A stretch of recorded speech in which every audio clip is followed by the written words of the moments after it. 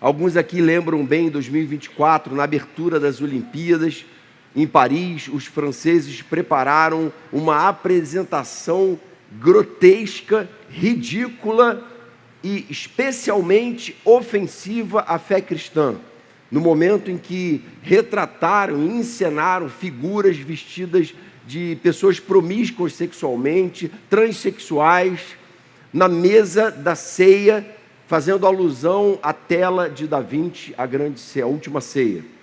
E aquilo foi uma coisa que chocou, mas não tem problema, porque a fé cristã é a única que é politicamente correto você ofender, dentro da cultura que a gente está vivendo. E eles tentaram então causar e mostrar, olha como a gente é vanguarda. Essa palavra vanguarda, ela vem do francês avant-garde. Olha como nós estamos além do tempo, como nós somos a linha de frente da cultura do mundo, como nós somos espertos. Essa é a voz da grande Babilônia no nosso tempo, pensando que realmente está na linha de frente, que ninguém nunca fez isso na história. Quando a gente retrocede 3.700 anos atrás, a gente lê na Bíblia a história de Sodoma e Gomorra, onde havia homens que queriam ter relações sexuais com outros homens que, na verdade, eram anjos personificados ali. Homens que viviam aquilo que se popularizou como sodomia.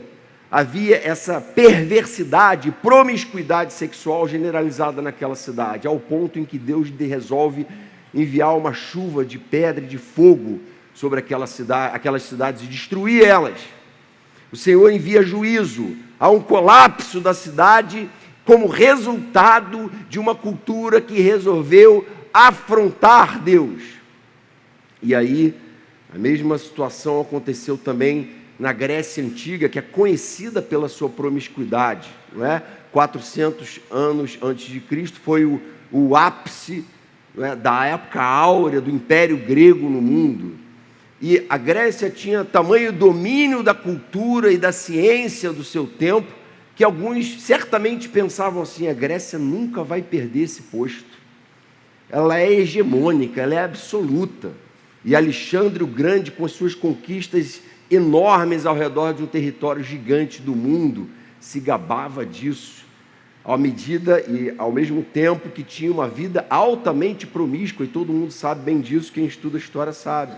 Mas o que acontece é que no século II a Grécia cai, e Roma invade a Grécia, e vem o colapso da cultura grega. E é interessante que a gente está acostumado a ver na palavra de Deus o modo como Deus muitas vezes usa uma pedagogia dura com o povo dele, a pedagogia do deserto, a pedagogia dos cativeiros, não é? Mas Deus no Antigo Testamento sempre pega muito pesado também ao profetizar e executar o seu juízo sobre as nações inimigas dele. Começa a ler com atenção o Antigo Testamento. Você vai ver que sempre tem uma promessa de juízo para as nações inimigas do povo de Deus. Algum tempo atrás, viralizou nas redes sociais um vídeo de uma PhD de Yale, que é uma das maiores universidades americanas, uma estudiosa das ciências sociais, muito reconhecida academicamente, ela mesma, uma progressista, homoafetiva, secular, ateia, mas ela falou uma coisa que chocou a gente, na época que a gente assistiu essa entrevista. Ela falou assim, presta atenção no que essa estudiosa secular falou, lúcida: quando uma cultura começa o seu declínio, você vê o surgimento de fenômenos transgênero. Isso é um sintoma do colapso de uma cultura. O que a gente está vendo crescer no mundo, no Ocidente, é o sintoma do seu próprio colapso. De que formas esse colapso se manifesta? Por exemplo, alguns estudiosos constatam que a atual geração de jovens pela primeira vez na história, tem o QI mais baixo do que o QI dos seus pais. Há um declínio da própria inteligência, aquilo que a doutrina reformada chama de efeitos noéticos da queda. A queda e o pecado causam um prejuízo na inteligência. Recentemente explodiu nos Estados Unidos o escândalo do P. Diddy, que é um rapper muito famoso há décadas, que promovia pedofilia e promiscuidade sexual nos bastidores de Hollywood, das quais muitos grandes artistas do cinema e da música participavam. Agora a gente está aí com os arquivos do Epstein vindo à tona, mostrando que milionários da indústria de tecnologia, políticos, ex-presidentes, gente muito influente no mundo, visitaram a ilha do Epstein, e até mesmo religiosos, mostrando que tudo isso que as pessoas mais exaltam e idolatram no mundo, nada mais é do que a representação de uma grande Babilônia, de uma grande lógica diabólica. Mas a gente fica feliz, porque Apocalipse 18 diz que vai chegar um dia em que a grande Babilônia vai cair, e Deus vai ser glorificado no juízo final. Ele mesmo já decretou e profetizou esse juízo sobre a grande Babilônia. E hoje, infelizmente, a gente também constata escândalos no meio evangélico. Mega churches sendo envolvidas em escândalos ligados à lavagem de dinheiro e a uma série de coisas que é melhor a gente nem mencionar aqui para não macular esse púlpito. Porque, segundo o Senhor Jesus diz no capítulo 12 de Lucas, não há nada encoberto que não venha a ser revelado, nem oculto que não venha a ser conhecido. Então, será que isso daqui que a gente leu até aqui é o suficiente para a gente concluir que a nossa cultura está em colapso? Será que é o suficiente para a gente concluir que, como igreja, não é possível viver nesse mundo sem estar em guerra? A nossa constatação, gente, não é que a gente veio aqui dizer para a igreja que a igreja está em guerra, no sentido de trazer uma novidade. É no sentido de dizer, gente, a gente sempre esteve em guerra. A questão não é essa, a questão é, será que a gente está acordado? Será que a gente está se preparando para ela? Paulo fala em Efésios 5, desperte você que está dormindo, levante-se dentre os mortos e Cristo te iluminará. Tenham cuidado com a maneira como vocês vivem, e vivam não como tolos, mas como sábios, aproveitando bem o tempo, porque os dias são maus. 2000 anos atrás, Paulo está falando para Éfeso, vocês não vivem dias bons, a cultura não é amiga de vocês, o mundo odeia vocês. Então, eu e você como cristãos não estamos aqui para buscar uma paz forjada pelo politicamente correto, fingir que está tudo bem do lado de fora. É claro, gente, a gente tem uma paz que Jesus deu que ninguém tira, né? A paz que excede todo entendimento, mas do lado de fora a gente não vive em paz, a gente vive num contexto de guerra, e a nossa vocação é ser uma voz profética de Deus em um mundo em trevas. E será que a gente está entendendo isso? Talvez alguns ainda frequentem igreja rigorosa e religiosamente, mas ainda estão vivendo em fornicação. Traduzindo, ainda tem relações sexuais com pessoas que não são seu cônjuge. Talvez haja pessoas presentes aqui que estão vivendo esse nível de incoerência. Vivem frequentando religiosamente a igreja, mas escravizados pela pornografia, escravizados por outras formas de imoralidade. Frequentam a igreja há anos, mas não têm firmeza para se posicionar como profetas no seu tempo, para dizer não para aquilo que não tem compatibilidade com a sua fé. Se sentem enfraquecidos, se sentem acuados. Jesus se sentava à mesa com pecadores, mas não para comungar com eles. Sentava para lançar luz sobre as trevas deles e mostrar para eles o caminho. Segunda carta de Paulo a Timóteo, foi a última, talvez, segundo alguns estudiosos, a ser escrita. Ele já estava ali no final da sua vida, planejando, vamos dizer assim, uma sucessão, e alguns dos seus discípulos teriam que estar preparados para se ausentar. E é interessante que Paulo estava preso em Roma, sob a falsa acusação de Nero de ter liderado um incêndio à cidade de Roma em 64. E, segundo historiadores, o próprio Nero teria ateado fogo na cidade. Só que covardemente ele culpou os cristãos, e ele queimava os cristãos em praça pública e usava os corpos dos cristãos para manter as ruas acesas e queimando eles publicamente.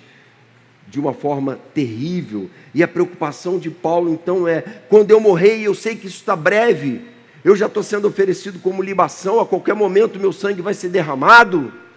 Será que aqueles que eu estou deixando vão dar conta de ser fiéis a Deus, ou eles vão sucumbir a essa cultura? Esse era o zelo do apóstolo. Em abril agora eu vou completar 30 anos que o pastor Henrique me convidou a participar da Igreja Oceânica. Eu era ainda no final da adolescência, ou seja, isso quer dizer que a gente está ficando velho, né, Henrique? 30 anos, que estava ali o embrião da Oceânica, começando a congregação, e aí a gente já começa a pensar nisso: caramba, será que as próximas gerações depois da gente vão manter a Oceânica no trilho do verdadeiro Evangelho, pregando o Evangelho de Jesus Cristo com fidelidade, ou vão ser uma nova geração que vai tentar se adequar aos ditames de uma cultura corrompida e depravada? E a resposta é: sim, eles vão se manter, porque é o Senhor quem garante que sempre haverá um remanescente fiel, amém? A gente tem certeza disso. E é nesse contexto que Paulo está falando: cara, eu tenho que deixar um remanescente fiel, eu tenho que deixar a gente preparada. E aí ele está orientando Timóteo. E eu quero que você se veja como alguém que está se deixando orientar pelo Senhor para enfrentar essa guerra da cultura que a gente está enfrentando nos dias de hoje. 2 Timóteo capítulo 4, verso 1. Fica atento à leitura.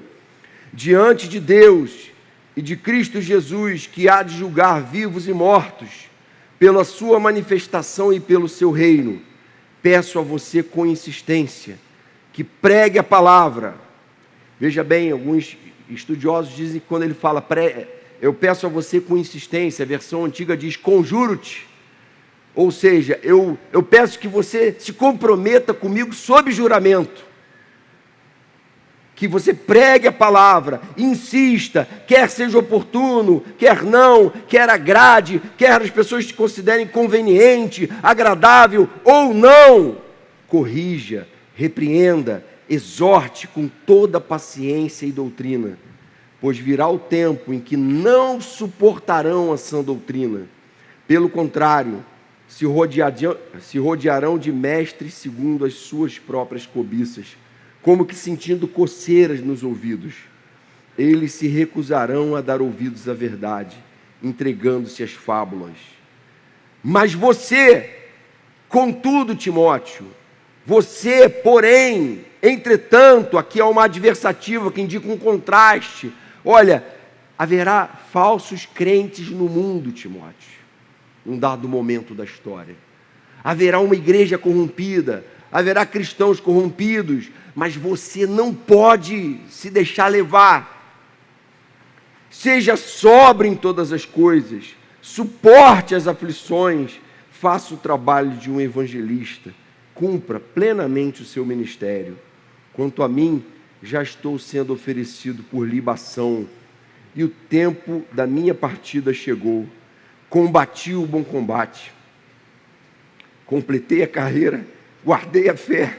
Desde agora está sendo guardada a coroa da justiça, que o Senhor, reto juiz, me dará naquele dia, e não somente a mim, mas a todos os que amam a sua vinda. Amém, irmãos? Essa é a palavra do apóstolo Paulo, e algumas lições para a gente guardar aqui. A primeira: o tempo em que a cultura teria aversão à sã doutrina já chegou. Esse é um alerta muito importante. Nós já vivemos um tempo que as pessoas não suportam ouvir a verdade. Elas querem uma igreja fofinha, de pessoas cheirosas, que andam na paleta de cores da moda do momento, que cantam os worships bem açucarados, mas que não falem nada contra os seus pecados, que não confronte elas. E essas pessoas, segundo Paulo, vão eleger mestres segundo os seus próprios desejos. Qual é o pregador do cardápio religioso no YouTube que corrobora o meu pecado? É esse que eu quero. Eu decidi que eu não vou me submeter à orientação bíblica de ser um heterossexual que vai ser pai de família, que vai enfrentar as lutas de uma vida adulta. Não, eu decidi que eu vou ser um cara sei lá, homoafetivo, eu decidi que eu vou ser um cara que vai dar vazão a certos pecados. Então, quem é que prega a favor disso? É nessa igreja que eu quero ir. É essa pessoa que eu quero ouvir. Sentindo coceira nos ouvidos, eles vão se recusar a dar ouvidos à verdade, entregando-se a fábulas, a conversa mole, a falso evangelho, a mentiras. Não vão seguir a orientação de Lutero. Não é? Lutero dizia assim: a paz sempre que possível, mas a verdade a qualquer preço. Pô, Lutero era chato demais, não é? Na visão desses. Nós já vivemos, gente, um tempo em que pessoas que frequentam igrejas evangélicas não toleram o que é santo, não gostam de ouvir o que é santo, não estão em busca de santidade, não desejam, ficam irritadas com a pregação do evangelho, com a verdadeira pregação. Eu estou ordenado recentemente, completei 22 anos, e eu fiquei 17 anos como pastor de uma denominação histórica reformada, de confissão reformada, da mesma que a nossa, Confissão de Fé de Westminster, também presbiteriana, uma denominação das mais respeitadas teologicamente do nosso país. E foi muito decepcionante para mim, ao longo desses 17 anos que eu permaneci na denominação, perceber que o critério para muitos conselhos escolherem seus pastores para as suas igrejas, não é que ele seja um profeta fiel à palavra de Deus, mas é que ele seja um funcionário disposto a ter uma mensagem agradável e humanamente positiva. Eu fico pensando, se uma denominação tão séria, tão bem fundamentada teologicamente, a gente vê esse comportamento da parte de conselhos ímpios, que aquelas igrejas elegeram, você imagina por aí afora, gente, igrejas que não têm uma teologia séria. Alguns conhecem a história do avivalista Jonathan Edwards, puritano do século XVIII, nos Estados Unidos, em Massachusetts, e ele foi pastor durante 23 anos de uma igreja em Northampton, e depois de 23 anos de ministério fiel, a igreja assim surgiu contra ele e disse: o negócio é o seguinte, a partir de agora a gente quer que a ceia seja aberta, ninguém precisa ter compromisso com Jesus para participar do momento da ceia, qualquer pessoa que entrar pode tomar. Ele falou: isso não vai acontecer enquanto eu estiver aqui. Eles falaram: tudo bem, então você pode sair. Expulsaram Edwards, depois de 23 anos de ministério fiel, porque ele não comungou com o absurdo, e ele não cedeu. E o que aconteceu com Edwards? Se tornou missionário entre os moicanos, teve um ministério bem sucedido, terminou a vida como reitor de Princeton, uma das maiores universidades americanas. E Jonathan Edwards até hoje é conhecido como talvez o maior teólogo dos avivamentos, alguém que experimentou a primeira onda dos avivamentos nos Estados Unidos e entrou para a história por isso.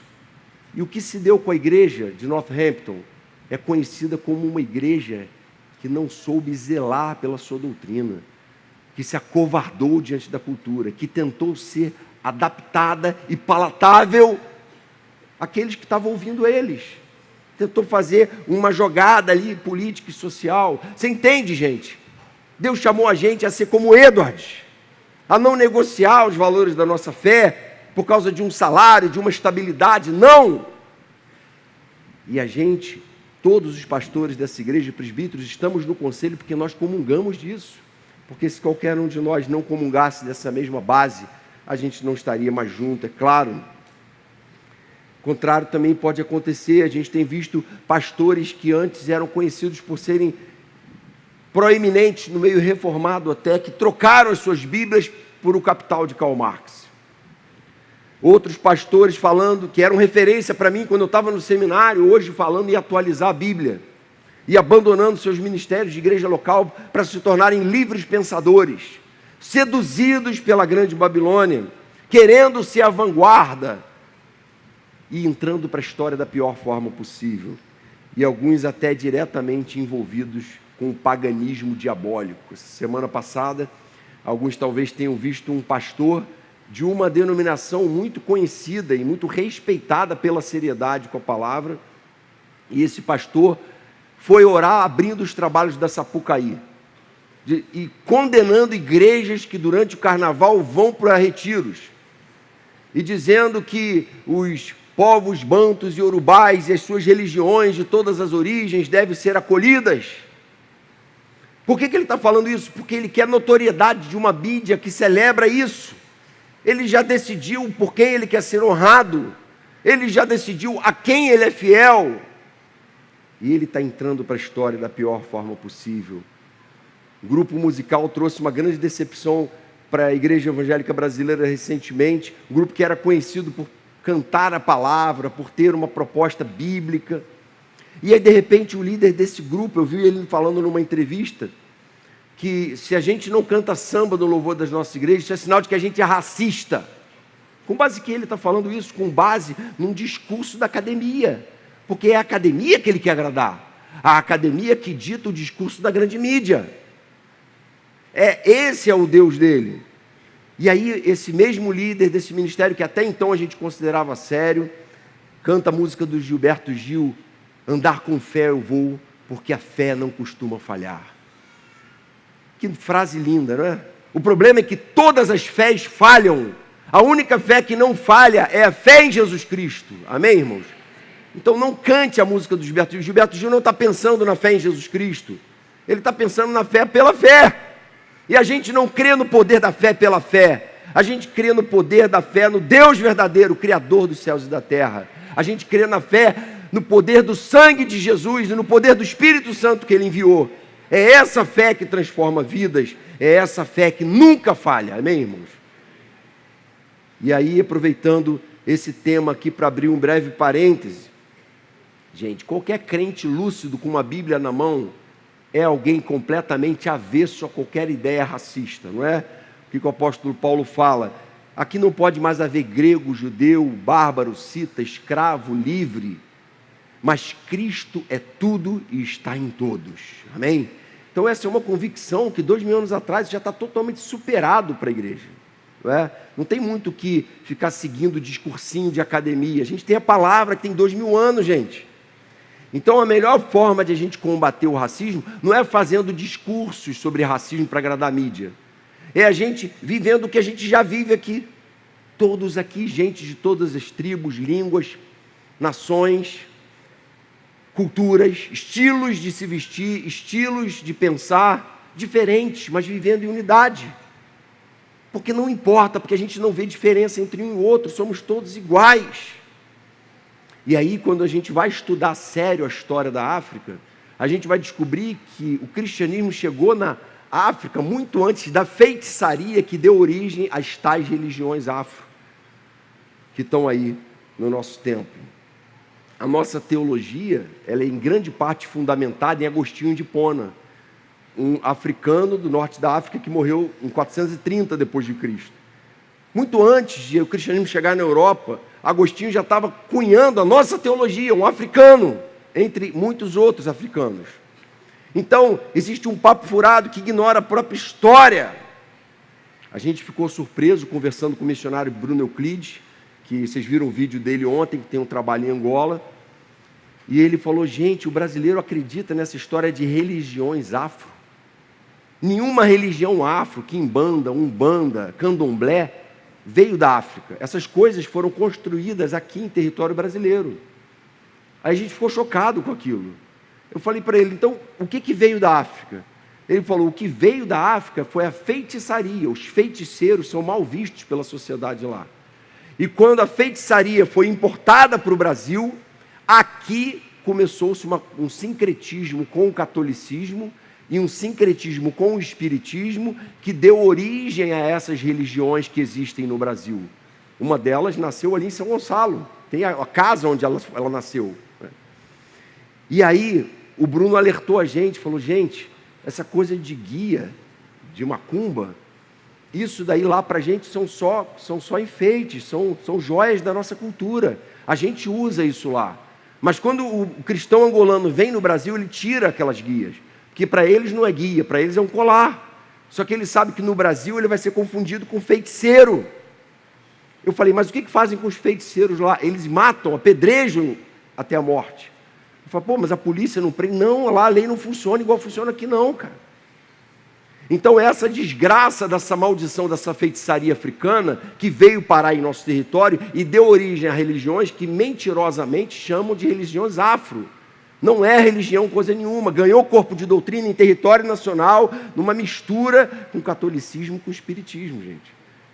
Isso aqui a gente está esclarecendo, passando adiante esse esclarecimento, para vocês entenderem como esse discurso é furado, é ignorante, entendeu? Não é acadêmico, é pseudo-acadêmico.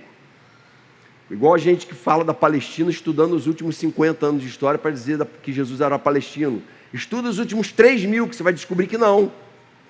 Quem estuda 10 centímetros de profundidade, Jesus era palestino. Aí estuda 3.000, opa, Jesus não era não. Muito antes da Palestina, aquilo tudo lá era a terra prometida, que a palavra de Deus já fala. Fechando aqui o nosso parêntese sobre a questão do racismo, Paulo então em 2 Timóteo está preocupado o tempo todo se a igreja estaria preparada doutrinariamente à tendência à secularização. Ele fala em 2 Timóteo capítulo 3, a respeito do perigo que isso era a infiltração de falsos cristãos na igreja. Você precisa saber disso, capítulo anterior, 3. Nos últimos dias sobrevirão tempos difíceis. 3, verso 5. Tendo forma de piedade, mas negando o poder dela. Entre esses se encontram os que se infiltram nas casas e conseguem cativar mulheres tolas, sobrecarregadas de pecados, que são levadas por todo tipo de desejos, que estão sempre aprendendo e nunca conseguem chegar ao conhecimento da verdade. Paulo está falando, gente, toma cuidado, porque tem falso cristão, tem falso líder, tem falso profeta no meio da igreja. Timóteo, toma cuidado. E dentro da igreja tem gente que se deixa seduzir pelo discurso deles. E essas pessoas que são pseudo-intelectuais estão sempre buscando conhecimento, saber mais, e nunca conseguem chegar ao conhecimento da verdade. Porque o conhecimento do verdadeiro evangelho é o conhecimento do Cristo crucificado, que diz, se alguém quer vir após mim, dia a dia se negue, tome a sua cruz e siga-me. Amém, irmãos? Esse é o conhecimento do verdadeiro evangelho, essa é a simplicidade do evangelho. E aí ele fala, cativo essas mulheres levadas pelos seus próprios desejos, e isso está infiltrado na igreja. Veja bem, não abaixe a guarda quando você for procurar uma pessoa para se relacionar. Não abaixe a guarda porque essa pessoa frequenta uma igreja. Cuidado com isso. Ser um cristão de verdade é um pré-requisito para você começar a namorar alguém. Mas ser um frequentador de igreja, não. Então, fica atento, porque existem lobos que se filtram no meio do rebanho de Deus. E Paulo fala que alguns defraudam irmãs da igreja. Então fica atento, você mulher e homens também, contra falsos cristãos que se infiltram na igreja com conversa mole, com discursinhos, mas não estão em busca do verdadeiro evangelho, de santidade, de viver uma vida coerente. E aí Jesus fala, gente, se a luz que há em vocês forem trevas, que terríveis trevas serão. É terrível constatar que pessoas, às vezes, que estão batizadas há anos, frequentam a igreja há anos, estão promovendo o pecado no meio do seio da igreja. E a igreja evangélica brasileira, em grande parte, está infestada por uma falsa fé. E o Senhor espera que a gente dê frutos. Agora, uma palavra de juízo para esses falsos cristãos e falsos líderes, não é? Apocalipse 22, 19. Se alguém tirar alguma palavra deste livro de profecia, Deus tirará dele a sua parte na árvore da vida e na cidade santa que são descritas nesse livro. Cuidado, não brinca com aquilo que é santo. Deus está alertando, né? Então essa é a primeira lição. Seja alguém que busca o verdadeiro evangelho e prega o verdadeiro evangelho.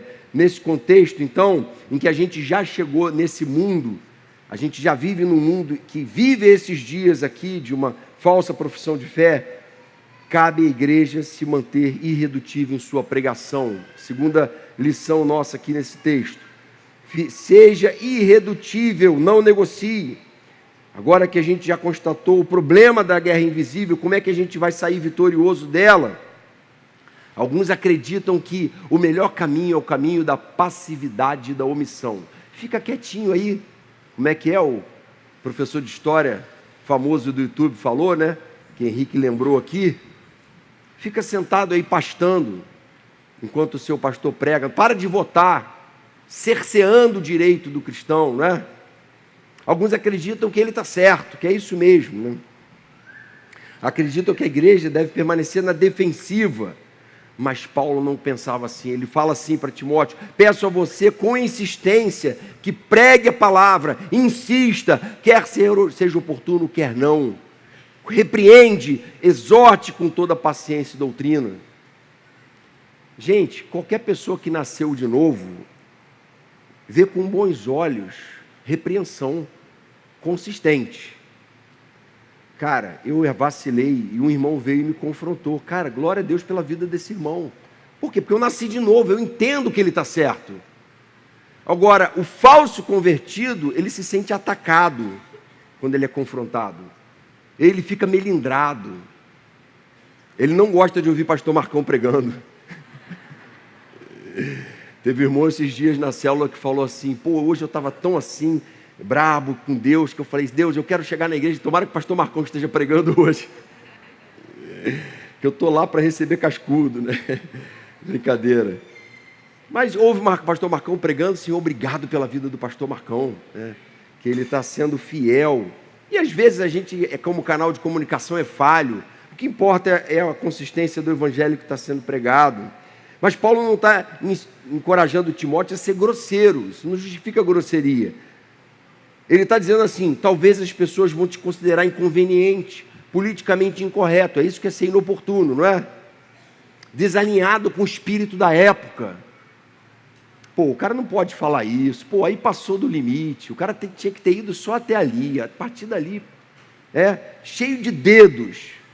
Por quê? Porque a partir daquele ponto ele começa a ser confrontado. Eu não quero ser confrontado.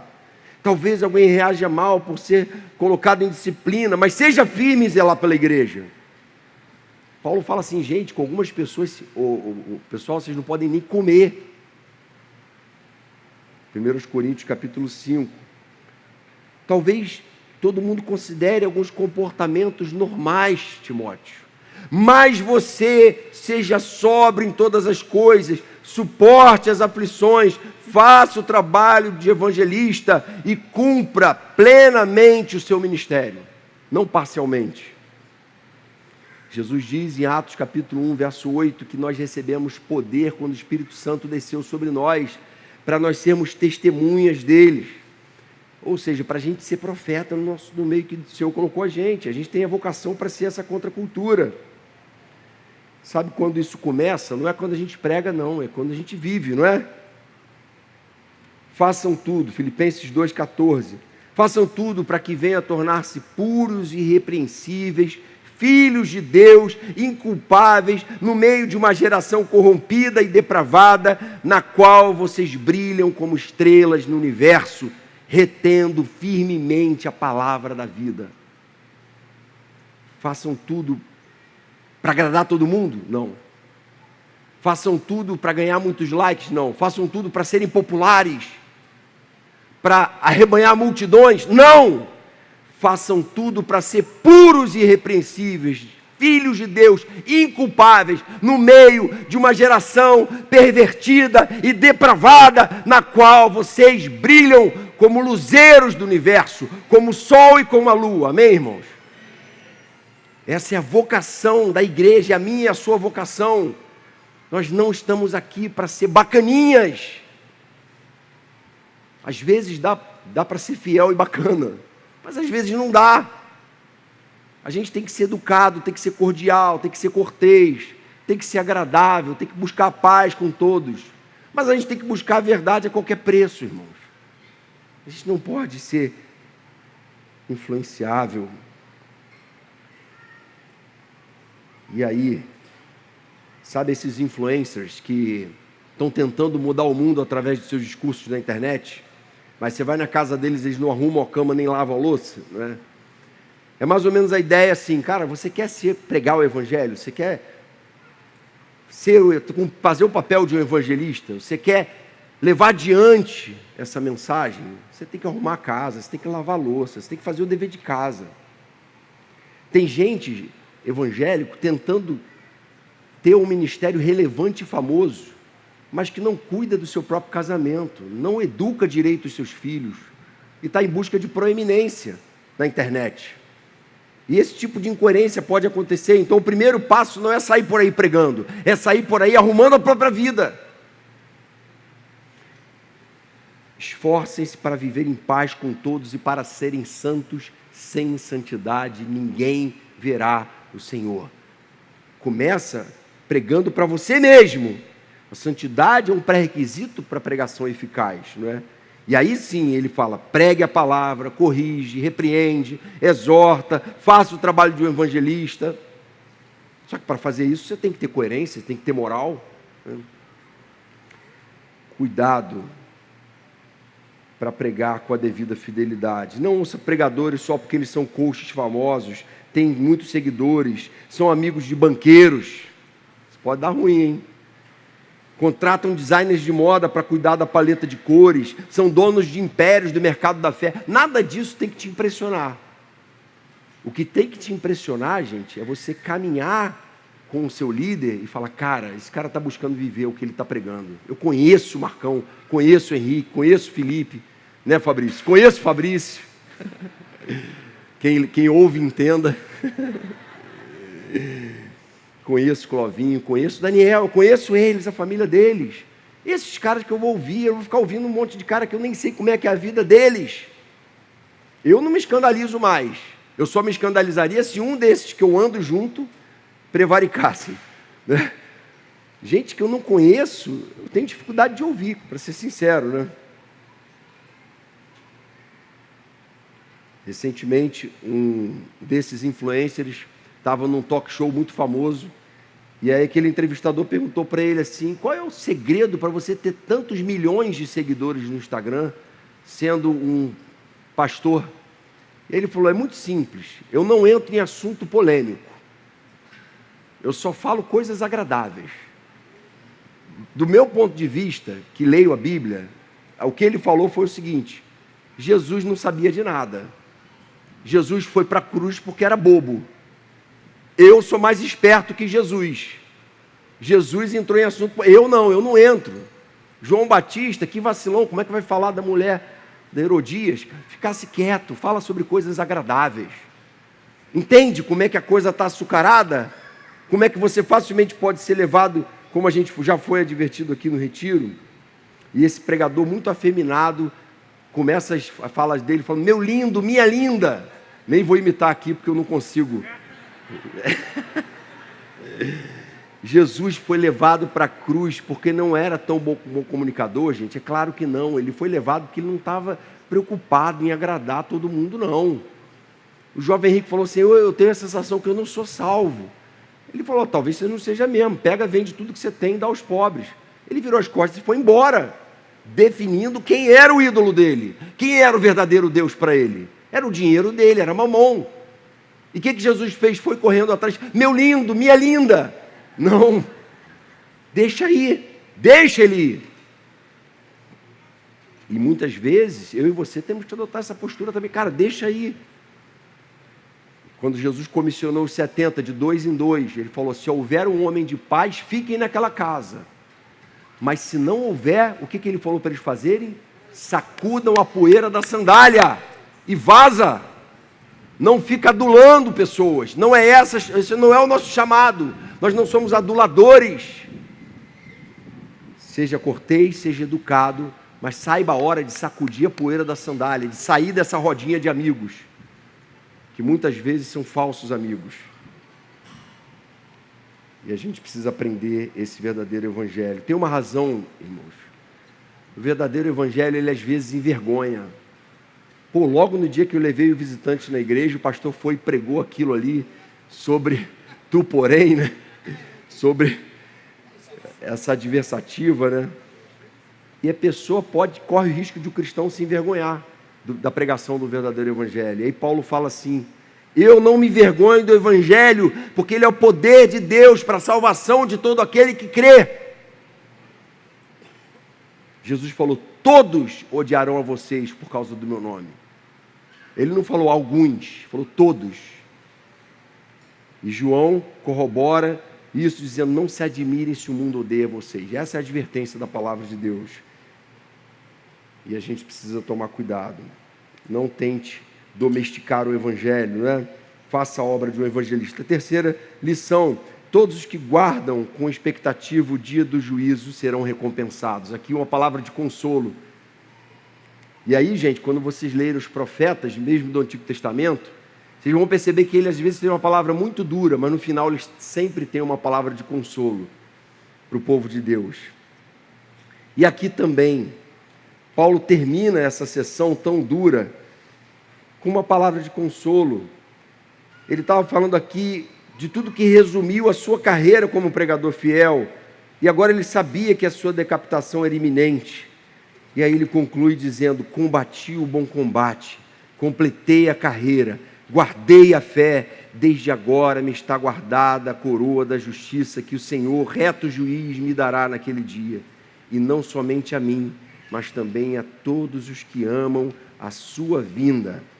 Você pode dizer que ama a vinda do Senhor? O que Paulo está falando aqui? Gente, tem gente que pode ter se apegado demais a essa existência caída, que não está vivendo na terra com a mente de cidadão do céu, está vivendo na terra com a mente de cidadão da terra. Está achando que as suas conquistas aqui nesse mundo são tudo que há. Deixaram de amar a vinda do Senhor, deixaram de aguardar com expectativa o encontro com o noivo. E Paulo está falando, cara, isso não pode acontecer. Vocês amam a vinda do Senhor?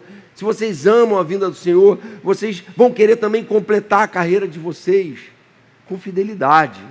Pastor Henrique às vezes lembra a gente dessa verdade, né? Não importa tanto como a gente começa, importa como a gente termina.